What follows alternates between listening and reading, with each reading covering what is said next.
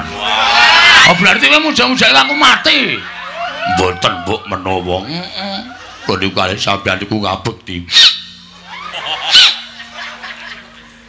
Serotamu banter lho. Nanti dangkalku ilang kok.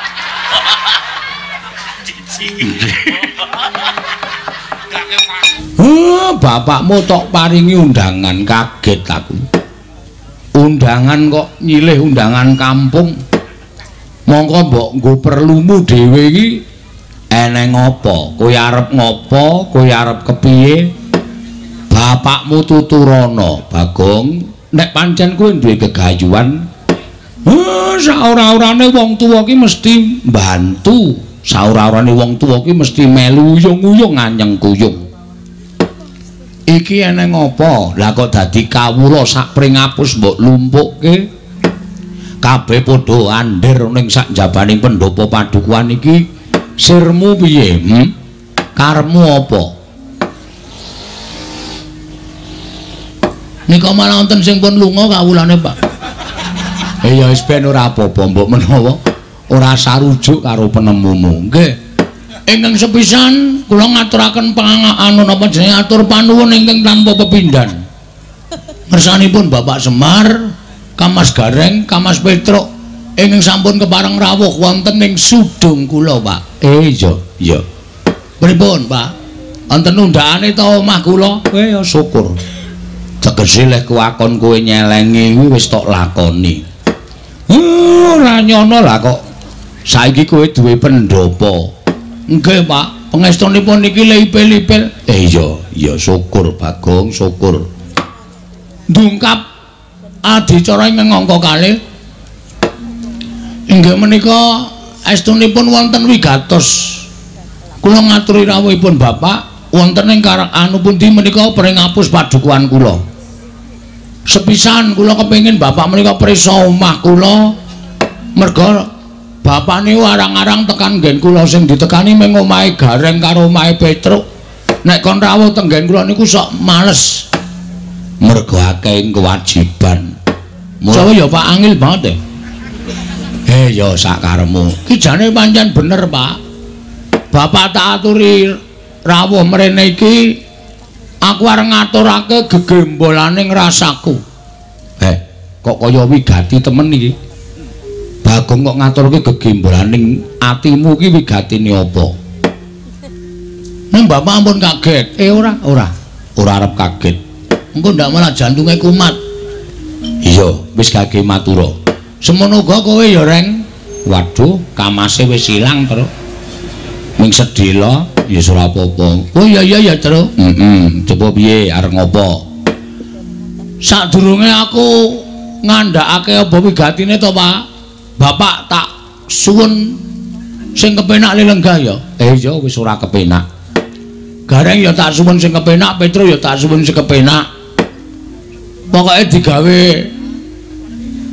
lomba penggalihe. Iya. Nek perlu rada maju, Pak. Soale aku ngerti nek bapak wis rada budheg. Mula nek nganti aku omong oke-oke wis kebacut omong bapak ora iso nampa omong aku kan percuma, Pak. Iya. Rada maju ra apa-apa, lincake digeret. Iya. Matur nuwun, Bagong, matur nuwun. Heeh. Mengko nek aku omong nek ana nom-noman sing padha ngaturi unjukan daharane ngarepe bapak monggo diselenggarake kanthi sak merdekaning penggalih ya, Pak. Iya. Apa kowe iki ndapuk sinoman barang? Welo. Padake cah tipis.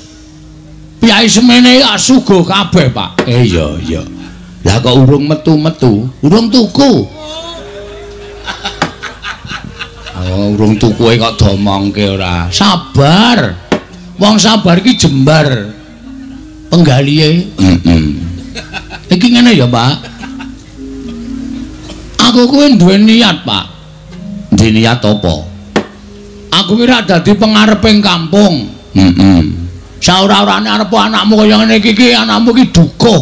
Heeh. Lah iki jane aku ora wis rampung le dadi dukuh. Mergo aku wis nyelekke pakaryanku iki. Aku ki wis tuwa, sing enom-enom kuwi wis isih luwih pinter, iso tumangkar pikire, iso luwih dadi jalaran Pedukuhan Pringapus iki maju. Iya. Wong ki nek wis ngrumangsani ora iso mikir, awake wis kendhu, ragane wis nglokro. Kuwi ora usah dadak kudu tetep budidaya. Ning diselehke luwih apik. Mengko sing enom-enom sing bakal ganti kuwi malah luwih prayoga.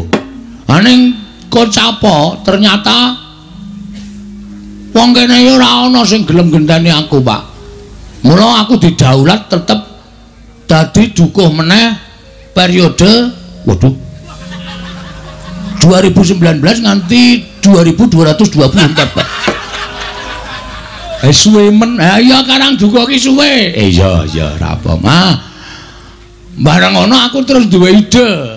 Gandeng kawula sak Pedukuhan Pringapus ki pancen setuju aku dadi dukuh. Tur to nek aku dadi dukuh ki wis ora ana kerusak, ora ana keramaian, ora ana regejegan, kabeh padha sayuk rukun manunggal tetunggalan. Apa sing tak dawuhke iki mesti dadi leksanane. Ayo Cok, ayo Mas, ayo Dik, pendak seminggu ayo padha resik-resik saluran kali do diresiki kabeh. Mula bapak mesti nggumun mlebu dusunku kene iki rak ketok resik to, Pak. Wadah uwohe kabeh tak padha, tak cet. Ora ana wong wani mbuang plastik sembarangan, ora ana. Mergo nang Pedukuhan Pringapus kene iki nek nganti mbuang sampah sak penake dhewe mesti entuk hukuman. Syukur dole. Saploke aku sak keluarga ora BAB nang kaline resik, Pak. Wah, ya mendheke sak keluarga kok. Mula kok ya. Iki kawulaku ki do njaluk apa? Njaluk supaya Karang Pradusunan Pringapus kene iki supaya luwih terkenal, supaya luwih apik, supaya luwih becik. Mula tak canangke dadi dusun budaya. Waduh. Siji dadi dusun budaya, loro dadi dusun wisata. Kudu duwe papan wisata sing apik, sing becik. Pereng kidul desa kae wis dibangun karo para nom-noman. Saiki iso dienggo papan dienggo ngenggar-enggar ati, nyawang pemandangan, iso dienggo apa kae panek foto raine dhewe apa ngilo selfie. Waduh bapak barang ngerti selfie. Gleleng tenan Semar iki. Saploke nyekel HP aku ya ngerti selfie. Kuwi dadi papan wisata. Iki Padusunan Pringapus kene arep tak bangun meneh, Pak. Bangun seranane arep tak bangun ya lahir ya batin. Ya lahir kuwi wewangunan sing kasat mripat, batin kuwi wewangunan sing apa jenenge kuwi? Pembangunan batin kuwi pembangunan morale para kawula. Niatku pancen ngono. Aja ndok anggap Bagong iki isane ming sembrono, aja mbok anggap Bagong iki isane ming kurang ajar. Ora. Aku nek nata kawula sak padusunan ya lahir batin. Mergo kuwi kewajibanku. Wah. Ora nyono. Lah kok dadi kowe malah pinter beda karo kakang-kakangmu. Kakangmu ku ya dadi pengareping padusunan ning kok dusune saya reget, saya sak karepe dhewe. Tergantung SDM, Pak. Gareng karo Petro ya SDM rendah. Nek Bagong ki SDM nun sewu arep mung kaya ngene. Ning iki uteke utek insinyur, Pak. Mula ora aneh aku ki duwe ide-ide yang cemerlang sing iso memajukan padusunan. Syukur. Ngene ya, Pak. Aku tak matur. Ya. Matur gage. Kowe kandha karo aku mengko nek aku nek iso tak bantu karo kowe. Dene ora iso, wong tuwa ki ya isane ming bantu donga. Waduh. Nek ming bantu dongae kene ombyokan, Pak. Kawulaku kabeh do ndonga kabeh. Aku iki ndonga ora tau kabul. Ndongake aku ndongake gareng ndongake Petro iya ken mbiyen rekoso terus ora tau ana kepenake. Aja sembrono. Dungane bapak kuwi mandi. Tak suluk sik ya, Pak. Iya. Dirancak. Syukur Bagong. Aku kok dadi kleru biji karo awakmu ya. Mula aku wegah tekan Pringapus kene merga pendak-pendak aku kuwi gumono ning pikiraku Bagong kok dadi pengareping para kawula. Kawulane mesti pating sebar ora karu-karuan, dusune ya mesti ora temata. Ning bareng aku mlebu kene anak telu sing iso disawang nggone minangka dadi pengareping pedusunan kok ming kowe Bagong. Matur sembah nuwun, Pak. Kabeh iki ya merga saka nggone nggonku ora kok pikir aku dhewe ning disengkuyung tangga teparo sanak kadang mitra kawruh. Iya bener.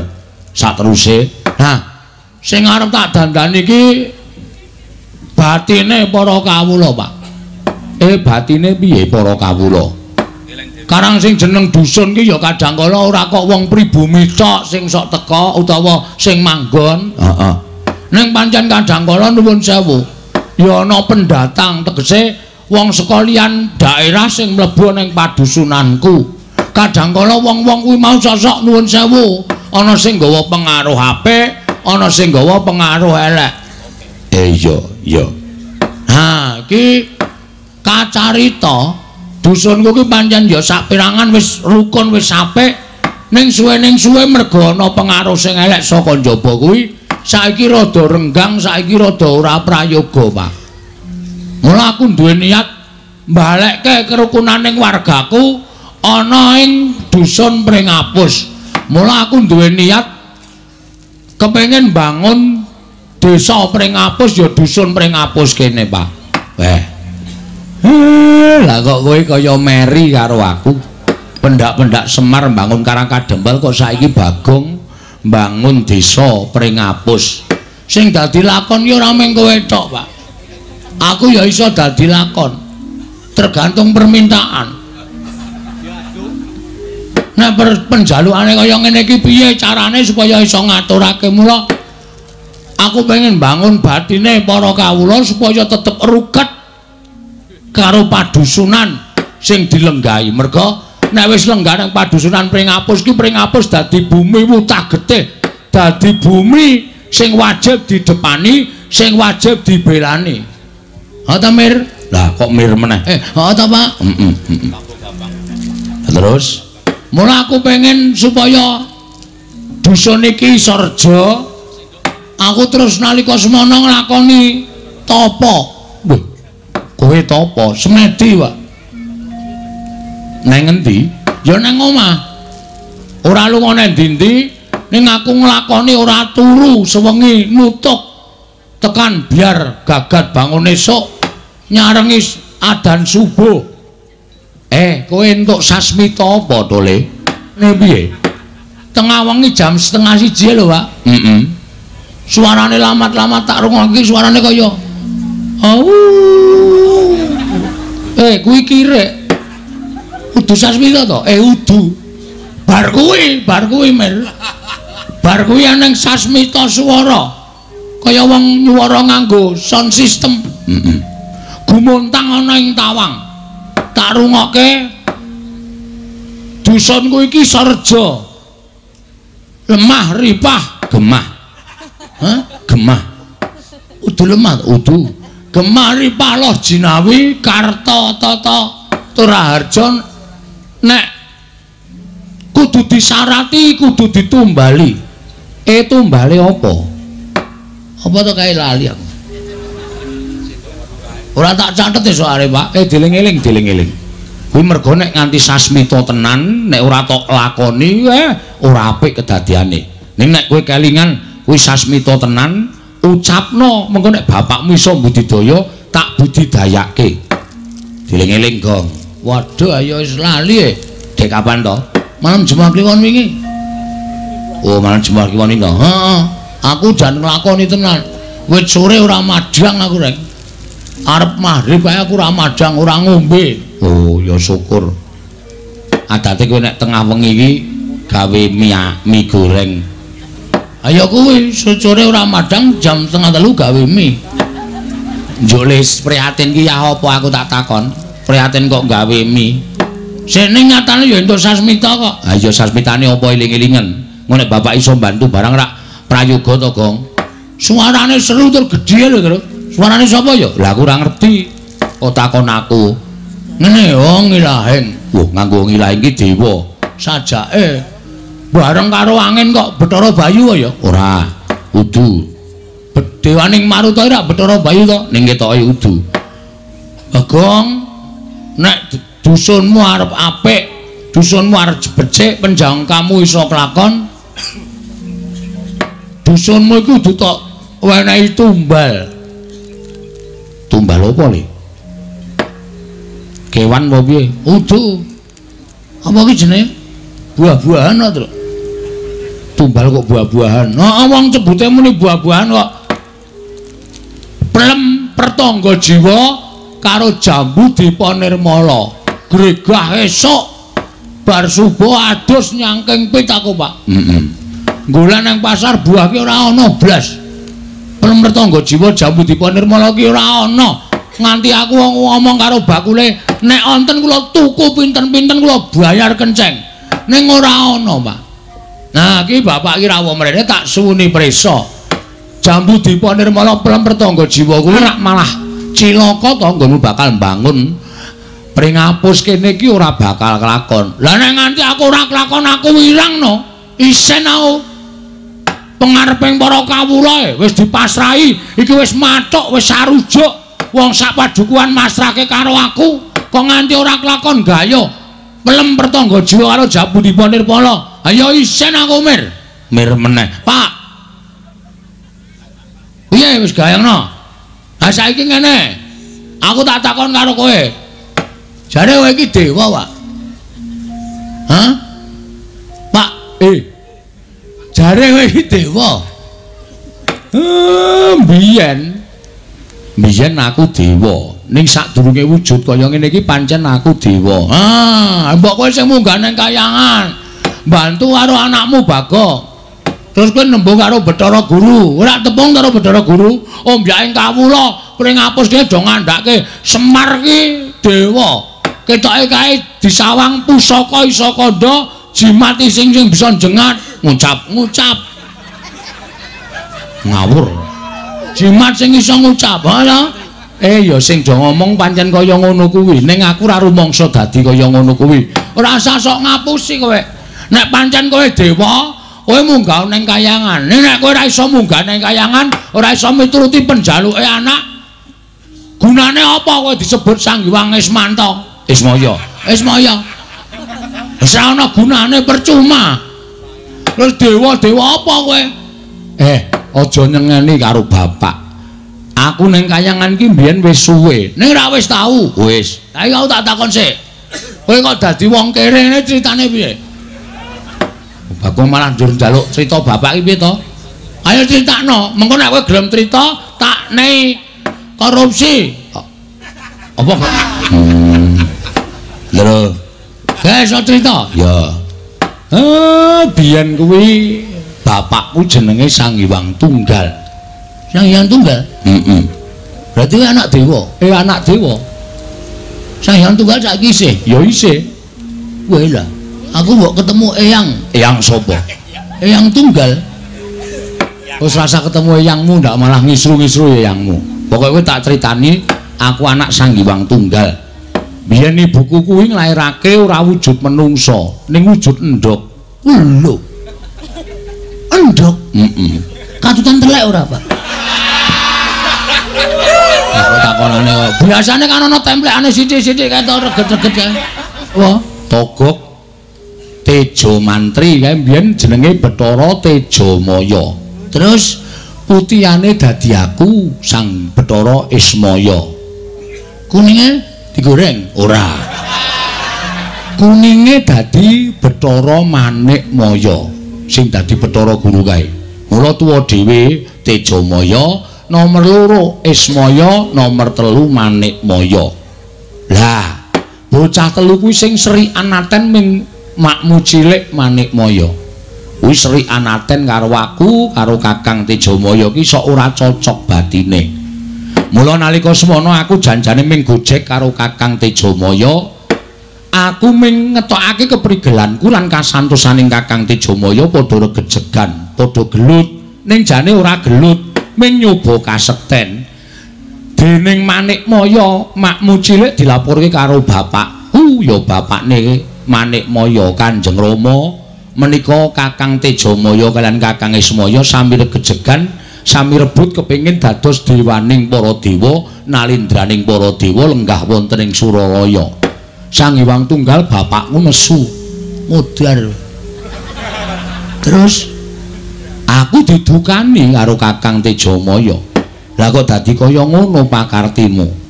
Ismaya Tejamaya ora nyono yen kowe ndek gegayuhan wong tuwa isih meger-meger warisane tok alap sak kepenakmu dhewe. Tejamaya Ismaya nek kowe iso muntal gunung pagering jagat sisih kulon kowe dadi dewaning para dewa. Ismaya nek kowe iso nguntal gunung pagering jagat sisih wetan kowe tak dadekke dewa. Terus makmu gedhe Tejamaya ya adreng pikire wedi karo wong tuane gunung arep diuntal. Ning ora kalu wong cangkeme ora sedeng nganti cangkeme suwek gedene kaya ngono kae. Kapleh-kapleh ngono kae.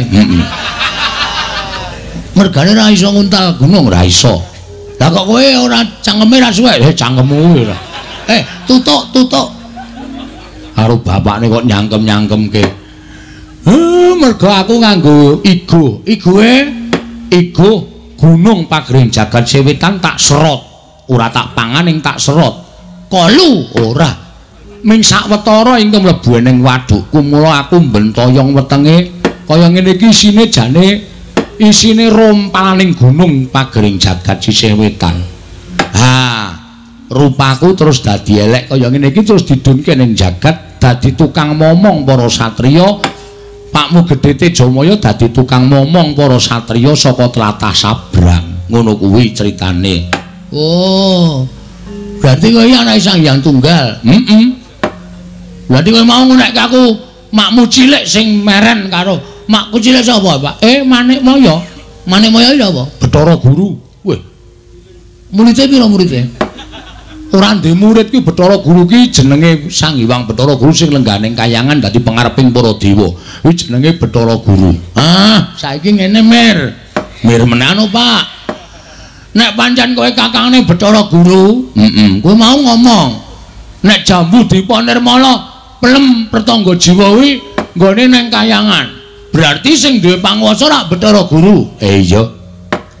Kowe mongko kakangne. Bathara Guru didundang mrene, Pak. Bathara Guru ki dewa. Dewane rak levele dhuwur kowe. Tegese piye? Kowe rak kakangne to. Adi ro kakang ki mesti manut. Wis, Pak. Matek aji pamling. Bathara Guru kon rawuh nang kene. Mengko aku sing nembung karo Bathara Guru. Nek bapak ora kersa nembungke, bapak mung ngrawuhke tok. Engko sing ngomongi matur aku. Iya. Nek Bathara Guru ra gelem jotosane. Aja ngawur, Bathara Guru ki dewa. Dewane ra sing gawe kowe sengsara kaya ngene. Nek Bathara Guru ra ngandhake Sang Hyang Tunggal, kowe mestine dadi dewa, Pak. Nek kowe dadi dewa, anak-anakmu ki ya dadi dewa. Uripku ora kedungsang-dungsang kaya ngene. Iki ya ngembet karo pengurip aku, Pak. Waduh, malah cilaka iki, Tru. Wis dadi masalah malah niku, Pak. Ya piye meneh bapak kudu nyanggupi. Dadi karepmu ngono. Ning aku ming sak derma ngrawuhke sing matur kowe. Aku sing matur aja kuwatir. Ning aja kurang ajar lho. Ora, santai wae wis to. Nek Bathara Guru meneke pelem pertangga jiwa jambu dipane ora masalah. Ora sida njaluk pelem, mata goleke buagor tak colongi kabeh. Ki malah nekat ora. Wis, Pak. Iya, nek karepmu ngono, coba bapakmu tak matek aji pameling. Nah, matek aji loweling, pameling, loweling. Men supaya Bathara Guru tekan kene, Pak. Iya, tak cobane ya, Bakon. Dicoba ning dituku lho, Pak. Ora mung dicoba-coba lecek engko. Iya. Omongane ting blas ora karo-karan. Wis gawe, tak tunggu kene, Mir. Ngono nyoto barang. Kon nyembah sing tuwa kon tata krama. Dewa macem apa kowe nek kaya ngono kuwi? Gong ora kurang ajar. Kowe cerewet meneng kowe. Ora nek wedi rasa melu-melu. Gong aku mung ngelekke. Petro bali ana. Lho kok bali piye to? Cah jire ora. Mengkaro Bathara Guru wedi dumedheke tangane papat. Nek tinju terus sarunge papan ngono piye? Aku ora wedi aku nggo sarung akeh banget. Ana sing tak plembongke barang. Bagong pancen lambene sak penake dhewe. Lah kok dadi kita malah getak-getak karo panjenengan ulun. Mergo kowe ora tata krama ru. Lho. Iki Ismaya, kowe Manikmaya, teja mayane Taga. Arepa sampeyan iku dadi dewane para dewa. Ning kudune kowe iki ngajani karo bapak. Nek perkara pelemper tangga jiwa, jambu dipa nirmalaka, bapak kudu nyembah karo kowe. Ora iso.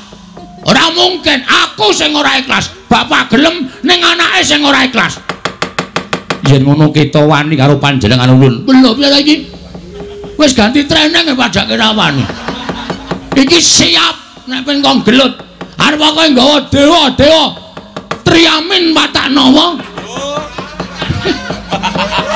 Triamin iki sinden. Apa? Tridasa Watanawa. Wah, ndeng Tridasa Watanawa. Aku ora wedi. Apa anggem aku wedi kok njajal arep tak pamerke karo wong padusunan Pringapus. Nek dukuhe ora mung karo menungsa, karo dewae wani. Waduh arep ngleleng kereng. Ku cerewet ngopo ya? Bali ngono.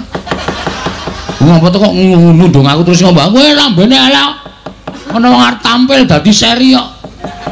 Kowe kok senengane ngono gegol-goli. Kakang Semar kados pundi? Aku tak lepas.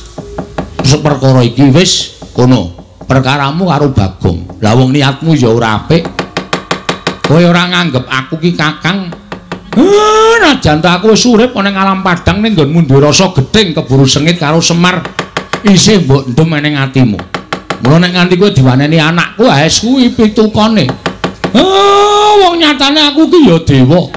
Aku ya duwe kewajiban tumrap lemper tangga jiwa jambu dipa nirmala. Aku urung tau mangan siji wae urung tau ngrasake. Anakku ming-ming ngrasake kok syarate wong tuwa kudu ndilat tlapakanmu iki. Kowe iki ndek nalar apa ora? Nganggo pikiran ngomong. Ora sak penake dhewe. Sirahe dikai mas-masan kaya ngono kok. Uteke ra jalan. Wah, kok dadi kaya ento. Gong kowe pikir wis kowe meneng iki wis kriwian dadi grojokan gegulon dadi tangisan tak ajepane rek. Nek nganti Bathara Guru nesu, pedusunan kene dilebur, ora masalah. Ora masalah, aku mati nang dusunku sebagai kusuma bangsa, mbelani bumi kelahiranku. Oh, Arom jenengku. Dikenang sepanjang masa. Ora kaya kowe. Kadus kok jagake mengono genduran terus. Apa? Ana wong ngecapke gawe KTP ditarik 100 ki cuma model dia ora takon. Ora wae. Oh, wae aku ngerti sambate masyarakatmu. Mula kowe iki ora bakal ditresnani. Ya wis ben anane ora ngono ya ora entuk dhuwit. Lah, kuwi gene kok. Wis saiki muni kok. Kowe saniki kersane pripun? Kita wani karo panjenengan ulun. Sing tak wedeni apamu? Bagong, kita wani karo para Jawata ditenono. Ulun metu saka ing padukuhan, nglumpukake para dewa. Ulun dawuh lamun Pringapus kene bakal tak lebur. Ora bakal ana titah ingkang urip ana ing Pringapus. Lah, kuwi apa ora jahat kaya ngono kuwi? Ora salah. Hah? Kok ngono kok dadekke dewane para dewa? Kok ngono kok dadekke petinggi ana ing Suralaya? Model apa kowe? Kowe iki nek upama uripe ning jagat, kowe iki dadi petinggi ning donya, aku wis nglumpukke masa tak kon demo kowe. Ora peduli aku. Aja ngembe karo wong kaya ngene iki. Arep piye? Arep lebur Pringapus ora nang kene papane wong Bantayuda. Kenteng. Kenteng apa Pak? Kenteng apa? Ah, wong ora iso tantang-tantangan kok. Kenteng kawat blabar waja. Kenteng kawat blabar-blabar. Blabar waja. Lena dae ora pinter ing blabar-blabar.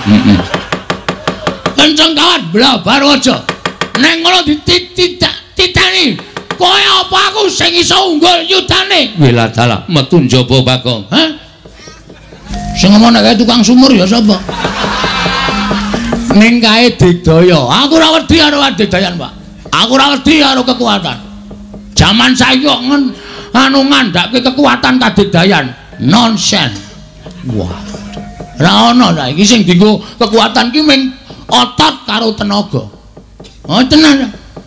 Nek muni Bathara Guru ki ora cerdas gegaman, arene bendone ndiase. Ora ana wong saiki ora cerdas gegaman iki. Wong saiki iki kulite empuk-empuk, balunge iki getas-getas mir. Tak omongi, nek wong biyen aku percaya mergo sithik-sithik nglakoni tapa sing ora sengaja, mlaku adoh mergo ora ana kendaraan.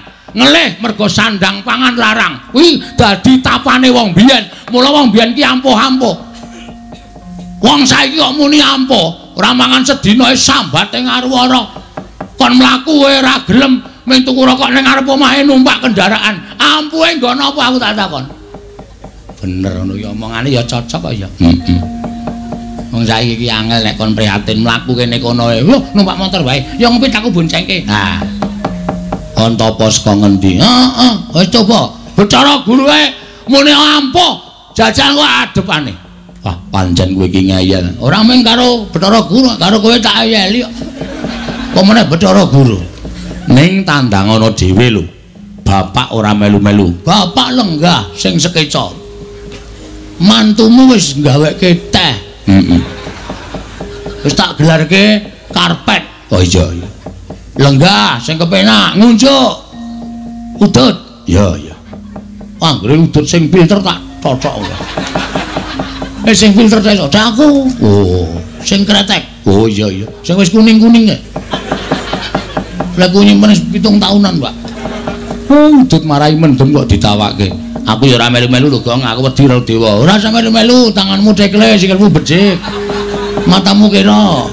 Nek kon perang bakale ora bakal trampil. Aku melu ora, Gong. Manut kowe. Kowe tresna ora karo aku. Nek kowe tresna karo aku ayo ngewangi aku. Nek ora tresna ya ora sah, ora masalah, Tru. Aku ijene wani kok. Aku mati ning dusunku. Aku bangga, Tru. Nah, aku ora bakal apa gelo. Aku bangga mergo aku ndepani memperjuangkan nasib masyarakatku. Oh ngono.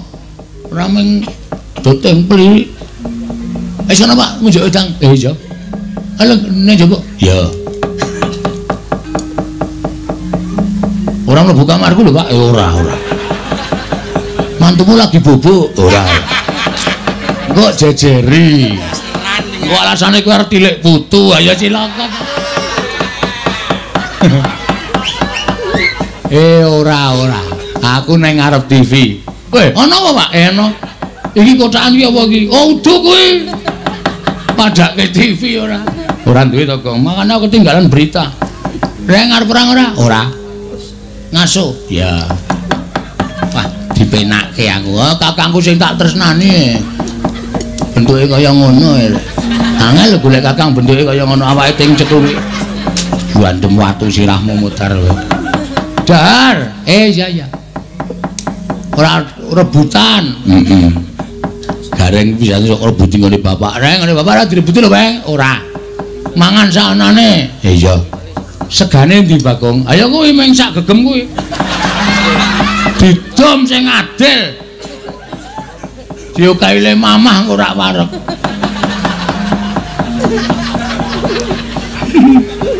Aku ngrasake kowe iki arep guyu, Gong.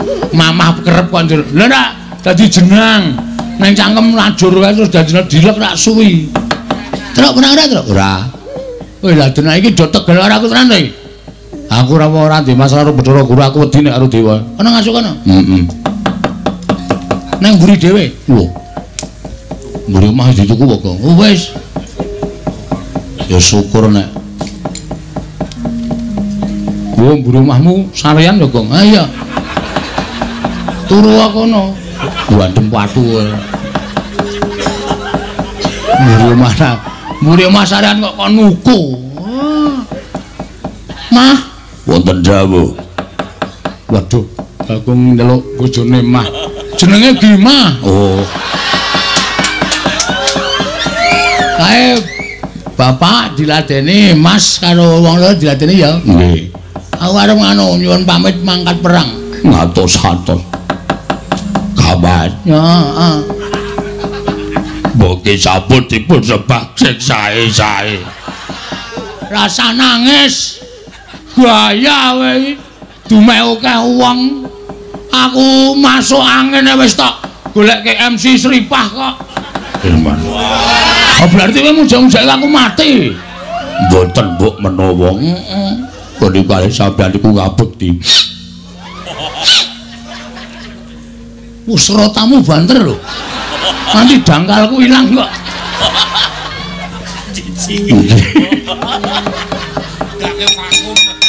Wis ya? Nggih. Aku jane ya semedhot ning piye meneh karang ya jeneng kewajiban nek ora ngene masyarakat aku ora maju. Nggih. Nggih Mas ngatos-atos ya. Ya wis. Wis kana gerono. Nggih. Hei. Wonten apa? Kok kayane aku ora lila. Mboten lila pripun? Nek aku mati mesti kuwi kok keke uang mesti mbok. Mane dikake tak sungsik kana wis turahanku. Nggih. Ngatos-atos. Ya misimu ya, Mas. Inggih ngatos-atos. Putra Guru. Ayo. Rupak wani, jembar wani, legane ati ora bakal aku mundur sejangka. Wah, sik. Mulih ngantem aja nggon sirah, aja nggon dodo. Ning dodo medun kuwi ora duwe kekuatan apa-apa. Kena. Heeh. Nyembah sik. Ngantem kene. Heeh. Bebas sak karepmu. Oke. Kaya nggon saklar. Ra kejek-kejek mbok. Nyembah sik. Oke, mati jeneng aku kowe. Padake.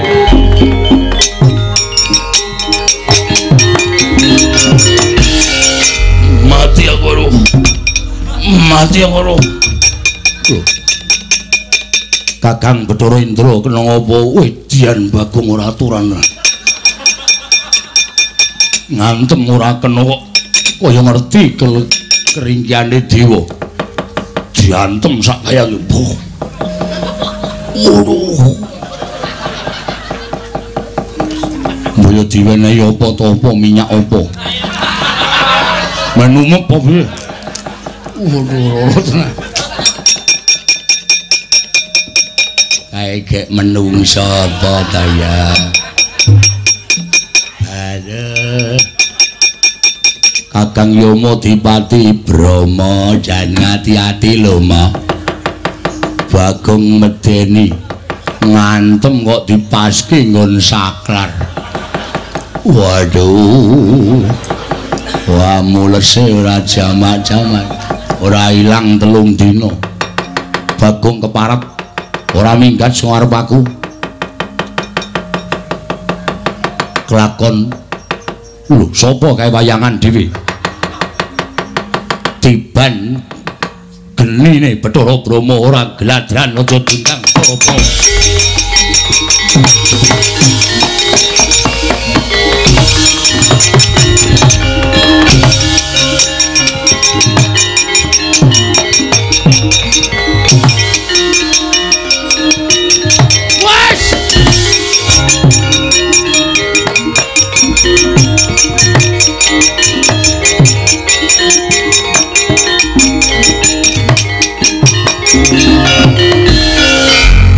Melayu. Dewane geni sapa ta, Tru? Bathara Brama, ha? Bathara Brama. Dewane geni. Heeh. Bathara Brama. Wajan. Muja geni gedhe banget ngoyak aku ya, Tru. Ha wis, iki sapa sing arep nandingi ridane Bathara Brama iki sapa coba? Ora ana to. Terus apike pikir aku bingung gong nek ana wayangan kok ronggon tanding-tanding.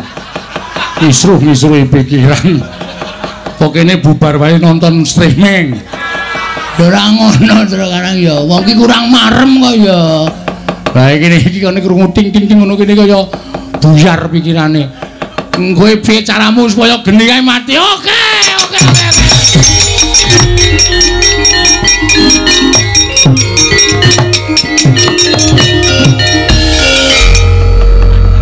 Mati genine mati. Heeh. Waduh, senane sing duwe, Tru. Ah wis ora apa-apa. Ngijoli ra masalah, sing penting kowe slamet. Sing penting slamet. Oke, enteno. Rama, genimu enteno. Ora bakal wedi aku. Oh, modal ora. Padake aku cah cerdas e. Mulai nganti Bathara Brama liwat kono. Apa? Upama liwat kono genine saka kono piye? Aku mlempet rono. Blebes meneh. Oh iya. Truk. Ngopo? Kene wedi. Kulo ajar ngono. Kene iki deg-degan terus malah. Wis ana Bathara Brama arep tok kapake. Apake ya terus kowe kalah? Ampuh, ayo ampuh. Ajak gelut wae. Wah, engko aku wis males untuk sakrar. Jeli aku. Angko jeli. Ukurane ngene dhewe padha kabeh. Ngantem malu tak rasake. Oh, semene. Ternyata Bagong aja minggat. Ayo. Tandang ngono Bathara Brama. Apa dusunmu tak bumi angus? Piye? Dusunmu bumi angus. Wah, lah mati dene. Cenanangan.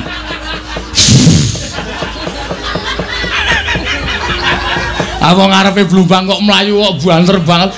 Kapokmu kapan kuwi? Kuwi ndurono kuning-kuning iki. Kene tak ratake kene. Ayo totono ndasmu e. Ango Suraprata, saya merata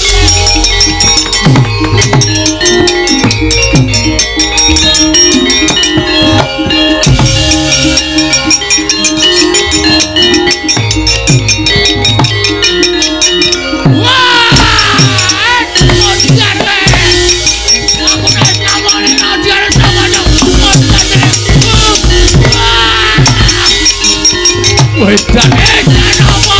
Ayo kowe. Mencel piye kowe?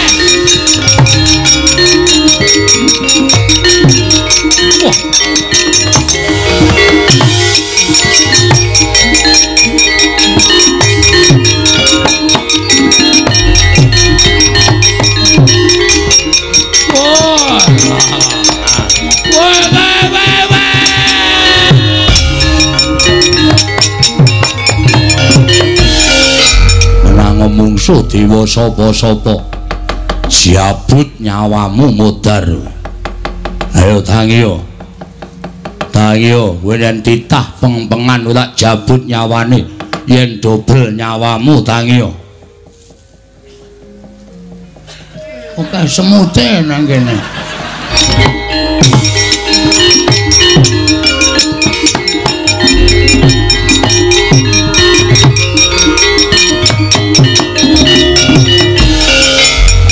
Maning jajalanan Ponokawan murang toto wani gawe geger putraning Sun para Jawata. Bagong Petruk Garing ora ngulungake bapakmu, ora menake bapakmu supaya nyembah karo Bathara Guru. Apa ingkang katon Cestri Sura kelakon ngubar dusun pringapus dina iki. Wis ora wedi karo sapa-sapa. Colke. Gonggong sabar colke. Cok iki grem ngecolke ora kowe, ha? Manungsa tatanan. Nek aku antem ana ora apa-apa. Wis tuthuk ana. Tuthuk ana sak kemeng-kemengmu ora apa-apa. Sak mantepmu, sak puas-puasmu. Tuthuk ana. Aku ora apa-apa, Gong. Nek sadurunge kowe nutuki aku kowe tak kandhani ya wer. Apa e? Ngerti ora sing digawa? Bathara Guru kaya apa ngerti ora? Drei ndasmu e. Kowe tak omongi ya Gong kae Cestri Sura. Begini es, ces. Kok es? Wong beda banget adoh kuwi tak ndani ces kok karo es. Ha iya. Kae iki pusaka kadewatan. Kae ora ana sing wani karo pusaka kae. Kowe maju modar tenan, Tru. Aku wis ngomong karo kowe, Tru. Aku mati ikhlas, ning mati tenan. Terus nek kowe mati anak-anakmu sing ngomong sapa? Sing cilik kae lho lucu banget. Mata kok delik. Ana mbiyen ling meteng mikir gareng e. Dadi ora kira ning delik matane. Mboyo sabar. Saiki mundur sik matur karo bapak. Matur piye? Semar ki mung ora tanggung jawab. Sing marahi Bagong. Rampungno. Aku ora ngerti apa-apa. Nek padha nome tak kayang wingi-wingi ya to. Karo bapak yo wani to ya. Mangkel aku. Saiki mung ngono kae isane mung ngomong nek kon temandang. Gusti iki. Kowe percaya nek bapak iki dewa? Percaya. Ampun njaluk tulung bapak. Pak Bathara Guru nggawa Cis Trisula. Ngono. Mulai bapak, aja melu-melu guru kok tegel karo anakku tak tandange. Kuwi rak kowe. Nek engko bapak beda, mbok menawa padha kowe aja ngel to. Pak. Ngono. Karo si Trisula, Cis Trisula. Ono jam berapa? Mar. Nyok. Kurang ajar ora. Ngopo? Sini. Ayo, sini. Sini.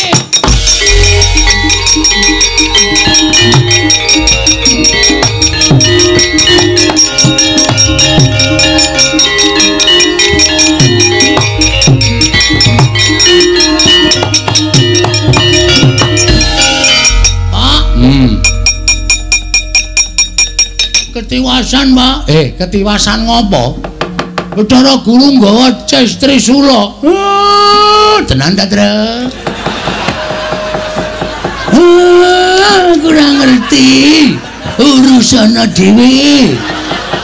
Kowe nggo linggis ora, Tru? Aja. Ngono kuwi mengan. Aku apal karo kata-katane iki apal. Ya, kok sik dirungokke sik ora njur bedheki. Pak. Bathara Guru nggawa Cis Trisula. Ada teh. Awes ora bakal luwah saka kowe. Lah salahe. Kowe senengane wani karo dewa. Bocah nek ora ngerti tata krama. Guru kuwi sapa? Guru kuwi sesembahaning para titah. Ana nganti guru nggawa Cis Trisula. Tandang ngono dhewe. Ya Mir ya. Nesu si Maria ya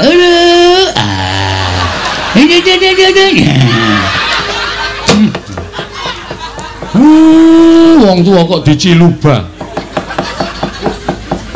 Guru nggawa apa? Guru nggawa cewek.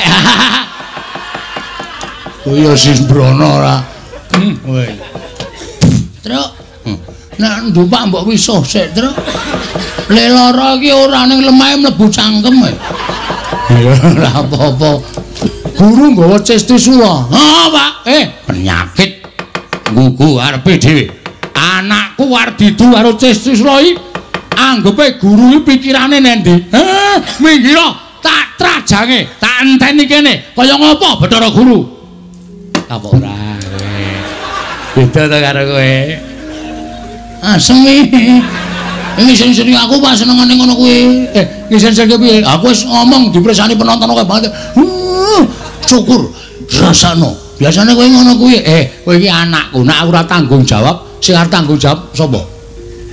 Mikir. Cis Trisula ben temancep ning wetengku.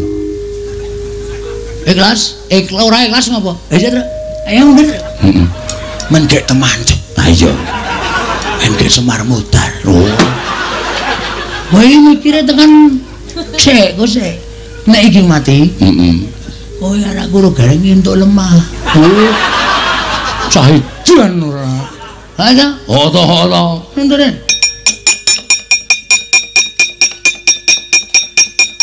Tru. Wis iki lagi arep menyat kok.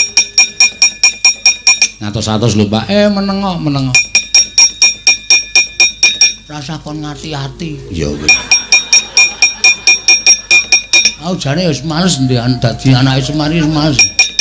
Cetil, pretung. Wis ngrekoso. Lho, kae Pak wis arep tekan kene. Tangane Bathara Guru murup kae. Mubyar kono, Pak. Boyo. Wah, ta Tru, sembrono ta? Mbak.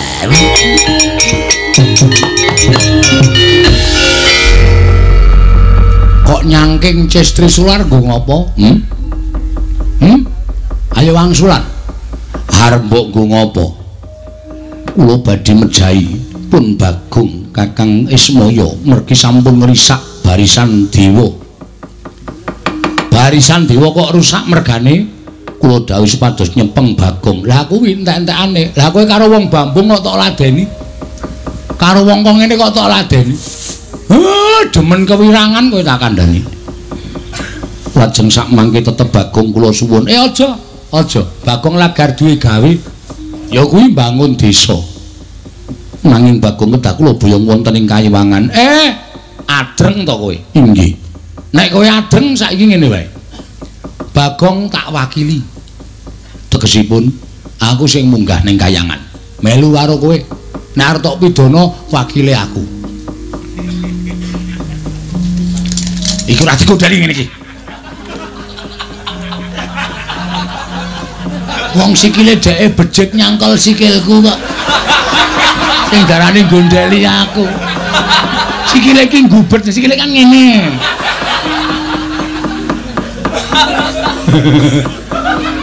Pak, piye? Ampun sampeyan tok ning kula ya nderek. Piye? Ana sing makili loro, Gareng karo aku dadi ijole Bagong. Pak, kula ya melu lho, Pak. Petruk ya gelem. Piye, Bathara Guru? Kowe rasa? Aduh. Aku sendiri, Pak. Kowe lagi duwe gawe mlih bangun desa dirampungke. Mengko nek bapak kenapa-napa ning Kayangan, sapa sing tanggung jawab? Bapak ora ana, Gareng ora ana, Petruk ora ana. Aku kancane sapa, Pak? Jare aku ben gek mati. Kok tok tangisi? Bapak urung ninggal wasiat tok. Cap jempol. Tanah sekian kasihkan Bagong, ngono aku tenang. Sunan. Aku sing nglakokke melu jengkel. Oh dadi tekon kok kaya ngono. Lho, wong iki apa perlune to? Ya engko aku tak cap jempol ning matamu. Aku nesu ora jawaban kuwi. Wis payah ora. Wis aku gawanen ikhlas. Ora ikhlas ngopo? Nulung. WA. Tulis Gong ayah meninggal ngono. Terus Gareng Gong Kang Mas Sirna. Gong Petruk mati ngono dadine wis nomore tak hapus. Oh iya. Wis ora bakal iso SMS aku nek ora iso chatting aku nek. Omahmu, omahe Gareng, omahe Petruk tak upakara. Ya. Reng apa? Bojomu tak ijabane ya. Ya wis ben kana ora apa-apa. Bojoku sisan Gong, mule mlaku ndek wae.